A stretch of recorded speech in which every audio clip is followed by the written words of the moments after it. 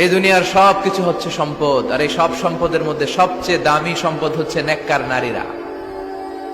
তার মানে এই জুরিতে যা তোমরা দেখো সব সম্পদ, আর এই সব সম্পদের মধ্যে দামি সম্পদ এই প্যান্ডেলের ভিতরে যারা আছে এরা নেককার না?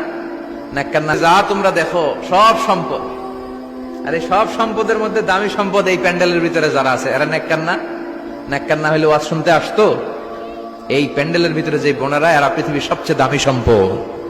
এজন্য নিজেকে চিনেন, নো দাই সেলফ। আপনারা যে কতটা দামি, আপনারা যে কতটা সম্ভাবনাময়ী, এটা একটু বুঝবার চেষ্টা করেন। আবার বিশ্বনবী নারীদেরকে অনেক বিষয়ে সতর্ক করেছেন যে খবরদার এগুলো করো না। নারীদেরকে টাইট ফিটিং জামা পরতে নিষেধ করেছেন। আল কাসিয়াত আল আরিয়াত আল মাইলাত আল মুমিলাত। কিছু কিছু বোনেরা এমন টাইট বোরকা পরে তার দেহের সব উঁচু নিচু ভাঁজ টের পাওয়া যায়।